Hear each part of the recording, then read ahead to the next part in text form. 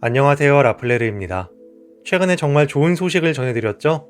제가 드디어 수익 창출이 복구되었습니다.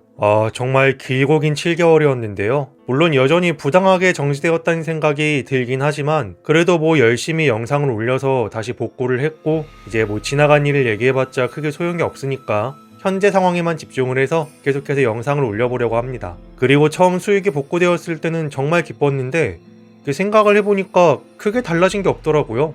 저는 그냥 하던 대로 계속해서 영상을 제작해 올리는 게 전부고, 그리고 구독자 여러분들이 그 영상을 재미있게 봐주시길 바라고, 변한 건 아무것도 없는 것 같습니다. 그래도 이전보다 괴담을 낭독하고 영상을 제작하는데 더 큰 동기부여가 되는 건 사실이니까요. 새로운 컨텐츠 그리고 새로운 영상들 조금 많이 준비를 해서 돌아올게요. 자, 그리고 오늘 들려드릴 괴담은 두 편의 일본 괴담이고요. 뭔가 오랜만에 일본 괴담을 업로드하는 것 같아요. 제가 의도한 건 아니지만 최근에는 좀 실화 괴담 위주로 영상을 올렸던 것 같습니다. 근데 일본 괴담을 들려드릴 건데 총 3편의 일본 괴담들이 전부 산에 관한 괴담들이거든요. 특별히 어떤 의미가 있어서 산에 대한 괴담들만 모아온 건 아니고요. 오늘 읽어드릴 첫 번째 괴담을 정하고 보니까 산에 대한 괴담이었고, 이렇게 된 거 오늘은 그냥 테마를 산으로 잡아서 한번 영상을 만들어 볼까 싶어서 한번 모아봤습니다. 그리고 괴담 길이들이 조금 짧아서 이제 보니까 3편이 아니라 4편을 준비했네요, 제가. 네.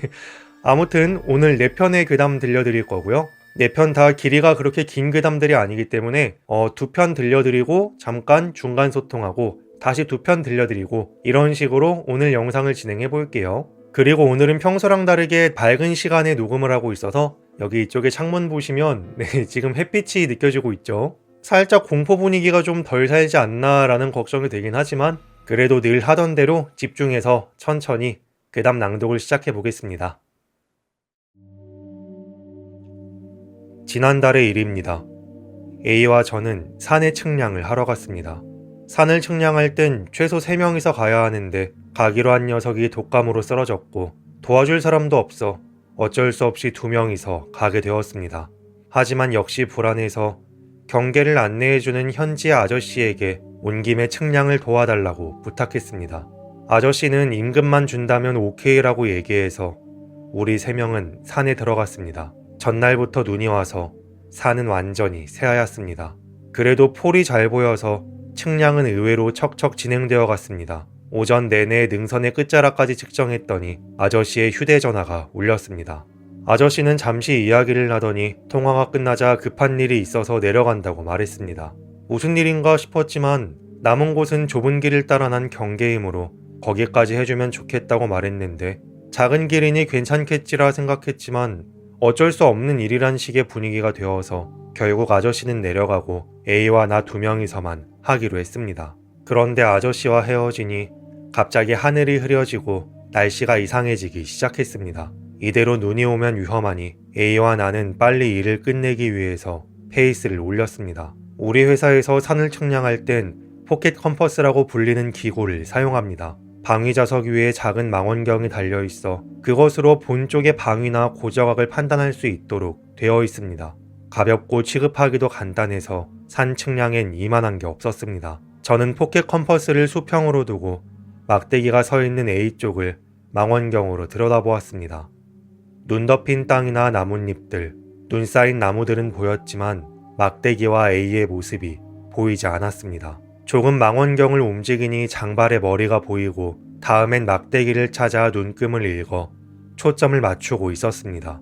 초점이 맞았는데 저는 이상한 걸 발견했습니다. 우리들은 헬멧을 쓰고 측량을 하고 있었지만 A는 왠지 헬멧을 벗고 있었고 뒤를 보고 있었습니다. 게다가 A의 머리카락은 갈색인데 지금 보이고 있는 건 완전히 검은 머리카락이었죠. 망원경으로부터 눈을 올려보니 A가 헬멧을 쓰고 이쪽을 향해 서 있는 게 보였습니다. 그런데 그 뒤에 있는 나무의 틈새로 사람의 모습이 보입니다. 다시 망원경을 조금 움직여봤습니다. 여자가 있었습니다. 나무에 기댄 채로 뒤를 향해 서 있었죠. 흰 옷을 입고 있었고 검은 머리가 어깨를 덮고 있었습니다. 저는 소름이 끼쳐 망원경에서 눈을 뗐습니다. A가 내 쪽으로 말을 걸어왔습니다. 그러자 그것이 신호였던 것처럼 여자는 경사를 내려가 나무들 속으로 사라졌습니다. A의 그 목소리에 저는 정신을 차렸습니다. 나침반을 읽고 수첩에 적은 뒤 저는 뛰어서 A 옆에 가서 물었습니다. 지금 네 뒤에 여자가 서 있었는데 봤어? 아직도 그런 말을 하세요? 그만 좀 해요. 웃으면서 그런 거에 속지 않는다고 하는 A도 내가 진지하다는 것을 알자 표정이 굳어졌습니다. A와 나는 다시 나무 쪽을 찾아봤지만 나무랑 눈만 보일 뿐 여자 같은 건 없었죠. 등산객을 봤던 거 아닐까요? A의 말에 저는 바로 알아챌 수 있었죠. 그 여자는 이 설산에서 혼자 짐도 가지고 있지 않았고 게다가 반팔을 입고 있었다는 사실을 말이죠. A는 꽤 무서워하고 있었습니다. 저도 무서워서 이도저도 못하고 있었죠. 그러는 사이에 주위가 점점 어두워지고 점점 눈도 내리기 시작했습니다. 우리들은 당황하며 측량 작업을 다시 시작했습니다. 날씨는 점점 악화되어 눈보라가 휘몰아치고 있었고 막대기를 가지고 서 있는 A의 모습도 잘 보이지 않았고 눈 깜짝할 사이에 내려쌓인 눈 때문에 좁은 길도 분간할 수 없게 되었습니다. 휴대전화도 터지지 않게 되었죠. 저는 초조해진 마음에 한시라도 빨리 산을 내려가고 싶은 마음 하나로 포켓 컴퍼스를 쥐고 있었습니다. 각도도 잘 보이지 않았고 A 쪽으로 망원경을 돌렸습니다. 그러자 아까의 여자가 A의 바로 뒤에 서 있었죠. 이번엔 앞을 보고 있는 것 같았지만 눈보라 때문에 잘 보이지 않았습니다. A는 그 사실을 모르고 가만히 서 있었습니다. 제가 소리쳐봐도 A는 움직이지 않았죠. 그러자 여자가 움직이는 모습이 보였습니다. 당황하면서 바들바들 떨면서 망원경으로 그쪽을 보자 여자는 눈을 감고 있었고 A의 뒷머리를 잡은 채 뒤에서 귓가에 입을 대고 있었죠. 무언가를 속삭이고 있는 것 같은 모양이었습니다. A는 도망치려고 하지도 않았고 가만히 고개를 숙이고 있었죠. 여자는 그런 A에게 속삭이고 있었습니다. 저는 무서워져서 부들부들 떨면서 그 자리에 멍하니 서 있었죠. 그리고 여자는 A의 곁에서 떨어진 다음에 눈이 쌓인 경사면으로 내려가기 시작했습니다. 그러자 A도 그 뒤를 쫓아가듯이 나무 속으로 들어가기 시작했죠. A는 돌아오라는 저의 말을 무시하고 눈보라 속으로 여자를 쫓아가고 있었습니다. 저는 측량 도구를 내던지고 뒤를 쫓아갔습니다. A는 비틀거리며 나무들 속으로 들어가고 있었는데 이대로는 저도 위험하다고 정말로 그런 생각이 들기 시작했죠. 도망치고 싶단 기분이 폭발하고 있었습니다. 주위는 눈보라 때문에 완전히 하얀색이었습니다. 그래도 어떻게든 A에게 가까이 가고 있었죠. 그러자 A가 이쪽을 향해 돌아봤습니다. A는 공허한 눈으로 이상한 방향을 보고 있었죠. 그리고 전혀 의미를 모르겠다는 말을 외치기 시작했습니다. 생전 처음 볼 정도로 입이 크게 열려 있었죠. 정말로 아래턱이 가슴 부분까지 찢어져 있었습니다. 혀가 아래로 쳐져 있었고 입끝이 찢어져 피가 나오고 있었고 그 모습은 완전히 턱이 빠져 있는 모양새였죠. 그런 모습으로 이번엔 내 쪽으로 뛰어왔습니다. 이젠 한계였죠. 저는 A와 측량도구 모든 걸 버린 다음에 정신없이 산을 내려갔습니다. 차가 있는 곳까지 돌아가 휴대전화가 닿는 곳까지 차를 몰고 회사와 경찰에게 연락했습니다. 이윽고 수색대가 산으로 들어가고 저는 사정 청취를 받게 되었습니다. 처음엔 그 여자에 대해 어떻게 설명해야 좋을지 고민했지만 저는 본 그대로 모든 것을 말했습니다. 경찰은 담담히 저의 말을 받아 적었죠. 다만 그 여자가 A에게 무언가를 속삭였다는 것만큼은 반복해서 질문을 받았습니다. 다음날 시체 한 구가 발견되었죠. 흰색 여름옷의 흑발, 제가 봤던 그 여자의 특징과 일치했습니다. 저는 경찰에게 불려가 그때의 상황에 대해 설명을 해야 했죠. 그때 경찰로부터 그 시체에 대해서 여러 가지를 듣게 되었습니다. 여자의 신원은 빠르게 파악되었다고 합니다. 작년 여름에 수십 킬로미터 떨어져 있는 마을에서 행방불명된 여자였죠. 하지만 왜 그런 산속에 있었던 것인지는 이유를 알 수 없다고 했습니다. 저는 그때의 일을 잊어버리고 싶었기 때문에 그런 건 어떻게 되어도 좋단 식으로 듣고 있었죠. 그렇지만 하나 궁금한 점이 있습니다. 여자의 시신을 조사한 결과 양쪽 눈에 심한 손상이 있다고 했죠. 저는 A가 그런 짓을 한 걸까라고 생각해봤지만 아무래도 그 경위는 다른 것 같았습니다. 그 상처는 꽤 오래전 것이라고 얘기했습니다. 그리고 어디에서도 눈을 찾을 수 없었다고 경찰은 저에게 말했죠. 결국 A의 행방은 지금까지도 알 수가 없었고 남겨진 가족을 생각하면 A는 살아있다고 믿고 싶지만 그때의 일을 떠올리면 솔직히 저는 A를 만나고 싶지 않습니다. 왠지 모를 불길한 예감에 지난주에 머리를 자르고 면도를 했습니다. 심령현상인지 뭔진 모르겠지만 예전에 겪었던 이상한 이야기를 하나 하려고 한다. 참고로 이 이야기에 나오는 이름은 모두 가명이다. 몇 년 전, 내가 아직 학생이었을 때 여름 전에 친구 S가 친척에게 캠핑카를 빌려왔다. 꽤나 큰 크기였고 어른 5명이 안에서 잘 수 있을 정도로 제대로 되어 있는 캠핑카. 어쩌다 보니 친구들끼리 흥이 올라와서 이 캠핑카를 타고 어디론가 여행을 가잔 이야기가 나왔다. 당시에 자주 어울렸던 T도 데려와서 남자만 3명이서 대학 여름방학 때 자동차 여행을 떠났다. 특별한 루트나 목적지도 없는 무계획적인 여행이었다. 캠핑카를 탔기 때문에 호텔에 묵을 필요도 없어서 마음껏 돌아다녔다. 밤에도 여기저기를 돌아다니고 피곤하면 잠깐 근처에 차를 세우고 눈을 붙였다. 이게 꽤나 재미있었다. 마음먹고 찾아봤더니 근처에 온천이나 목욕탕이 제법 많이 있어서 중간부터는 온천을 찾기 위해서 산속을 마구 달렸다. 그날 밤도 S가 운전을 해서 산길을 달리고 있었다. 아마 밤 10시가 되었을 것이다. 커브길이 반복되는 고갯길이었고 마을에서도 멀리 떨어져 있는 쓸쓸한 거리였다. 나는 조수석에서 S와 잡담을 하고 있었고 T는 뒷좌석에서 자고 있었다. 그렇게 어두운 산길을 달리고 있었는데 헤드라이트 불빛 속에서 갑자기 아이를 데리고 있는 그림자가 비쳤다. 가디건을 걸치고 있는 중년을 넘긴 아줌마와 3살 정도의 남자아이. 그렇게 속도를 낸 건 아니었지만 어쨌든 밤의 산길이었다. 아무도 없는 줄 알고 있었던 곳에 갑자기 사람이 나타나자 S는 급하게 핸들을 꺾었고 다행히 아무런 사고도 없이 지나갔다. 솔직히 이때부터 이상하다고는 생각했다. S도 나와 같은 생각을 하고 있던 듯 운전하다가 나에게 말을 걸었다. 아까 그 아줌마 조금 이상하지 않냐? 어딜 가길래 이 밤중에 산길을 걷고 있냐고. 뭐 이 근처에 집이 있나 보지. 아니 말이 안 되지. 산 너머 고갯길인데 여기? 온천도 아직 멀리 있구만.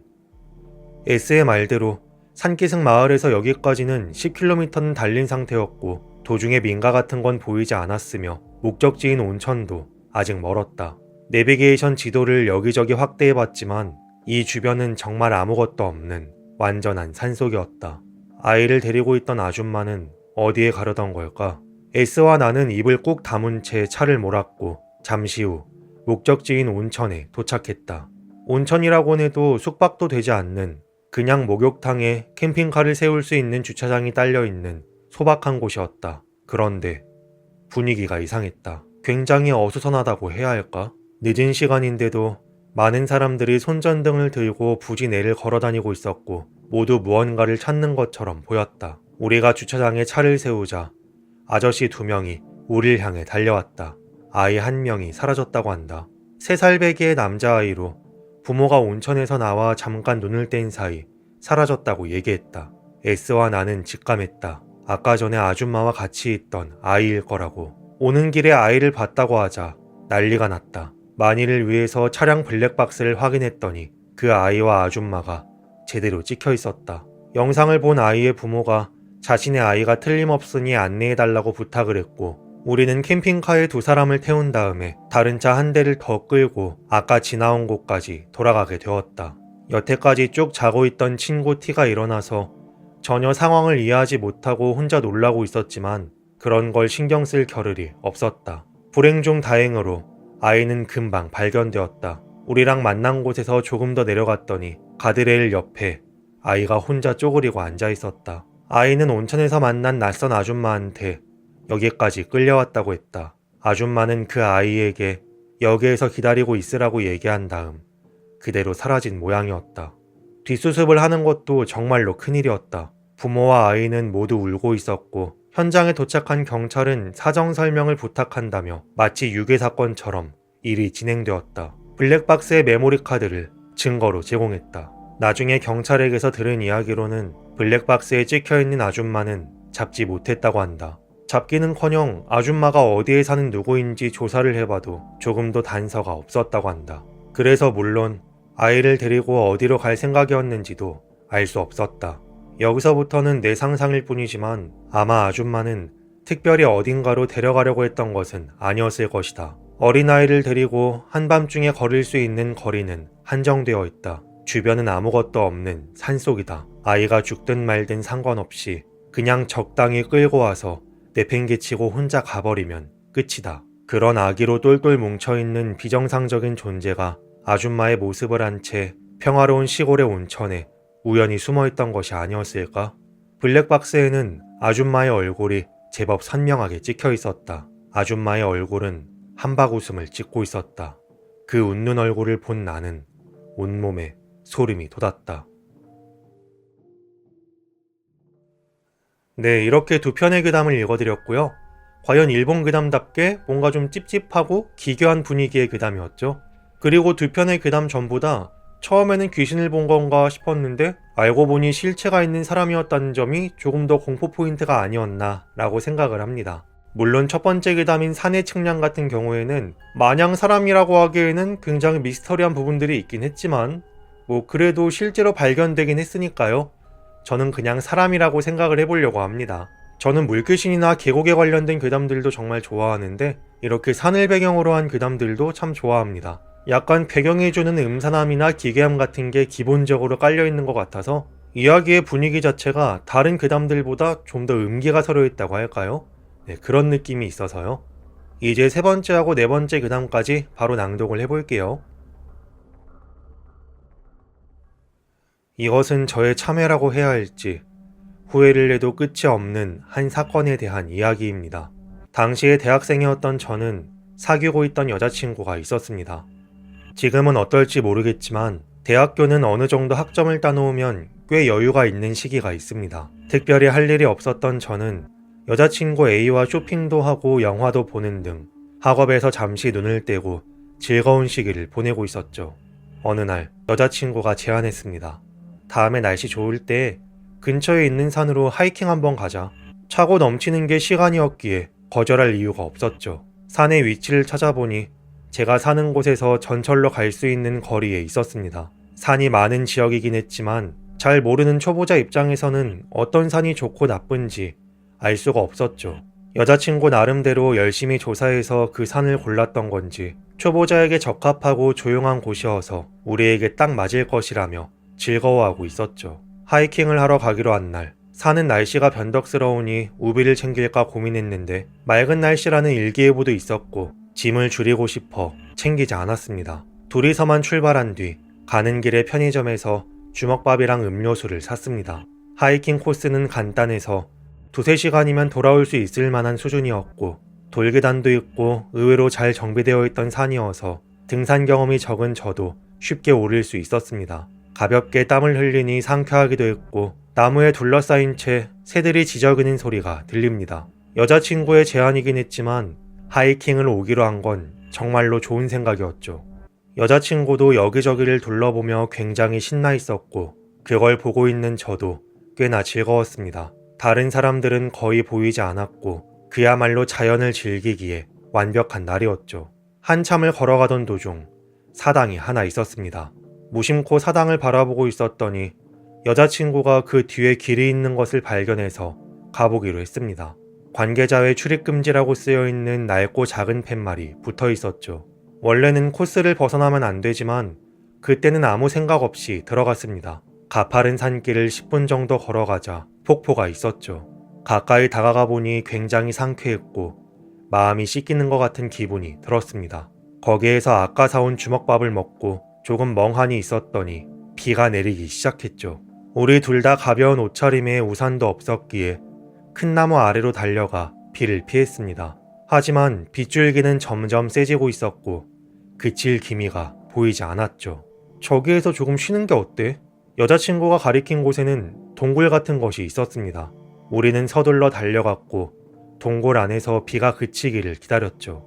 비가 그치질 않는다고 하면서 실없는 이야기를 나누고 있었는데 여자친구가 저의 손을 잡았습니다. 여자친구를 바라보자 그 물결인 눈동자에 빨려 들어가는 것처럼 충동을 억제할 수 없었고 서로가 입술을 포겠죠. 그러다가 주체할 수 없게 된 우리들은 욕망에 몸을 맡기고 둘만의 시간을 보냈습니다. 문득 정신 차려보니 비는 그치고 주변이 밝아진 것을 알았죠. 비가 와서 땅이 질퍽거렸지만 사당까지 가는 동안만 참자고 다독이며 왔던 길을 돌아왔고 우리들은 무사히 산에서 내려올 수 있었죠. 등산한 다음 날 우리들은 밥을 먹은 다음에 우리 집에서 하룻밤을 자고 갈 예정이었죠. 여자친구가 자신의 집에서 자고 간다면 당연히 그렇고 그런 행위까지 이어지게 되죠.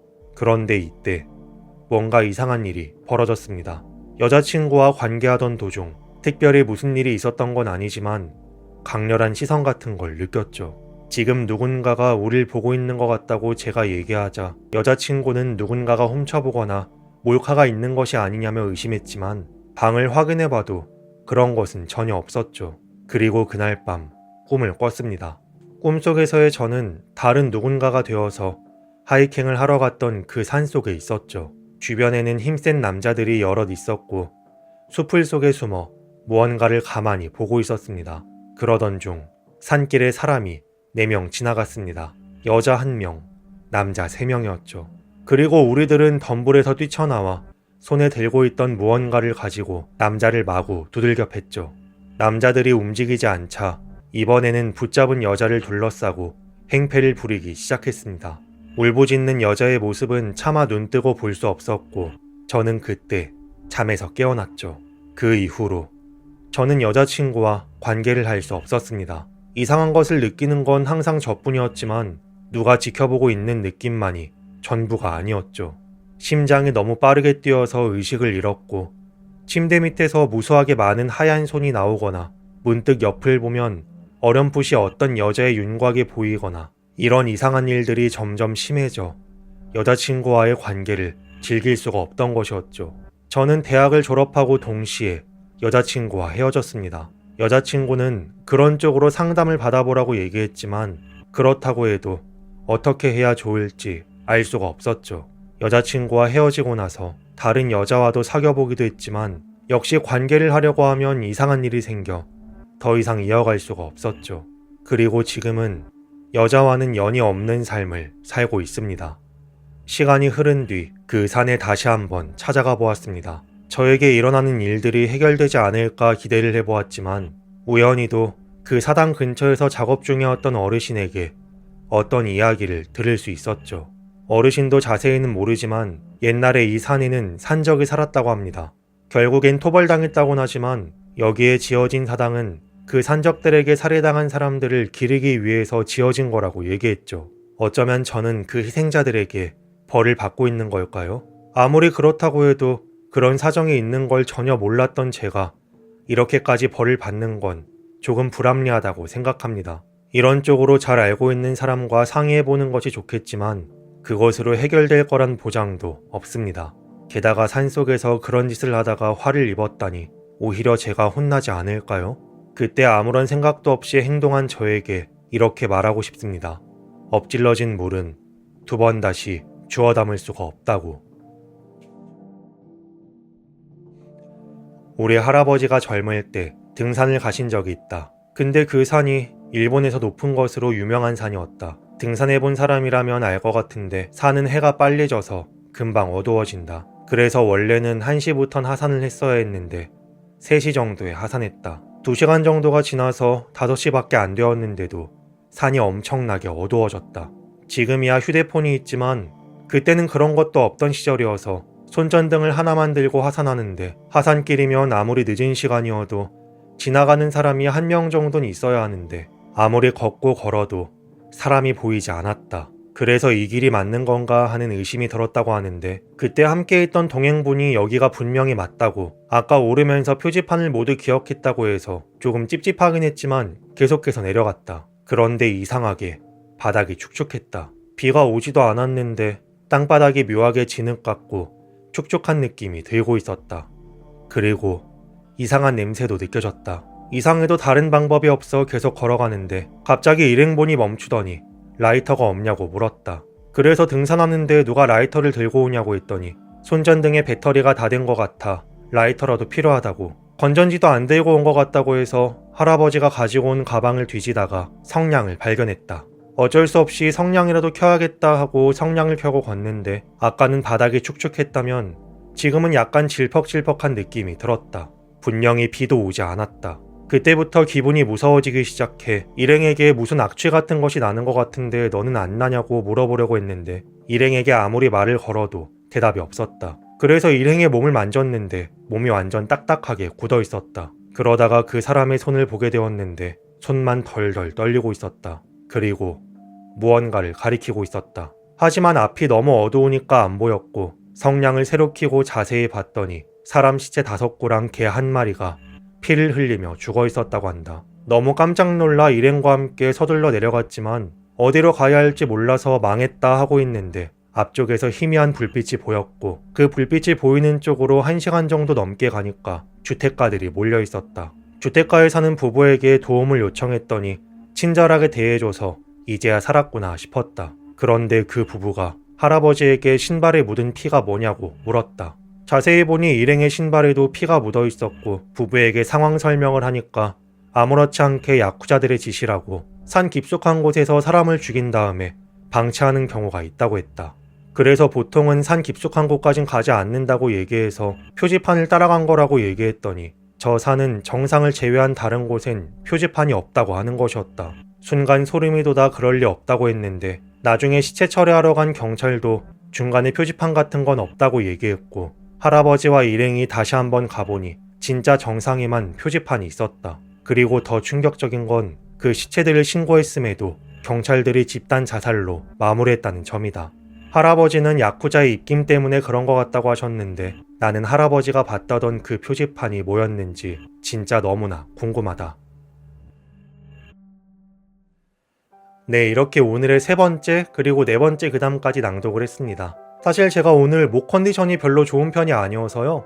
낭독을 하면서 평소보다 더 목소리가 갈라지거나 발음이 안 좋거나 그리고 묘하게 톤이 이상하거나 속도가 빠르거나 아무튼 들으시면서 조금 불편했던 점이 있을 수도 있는데 조금만 이해를 부탁드립니다.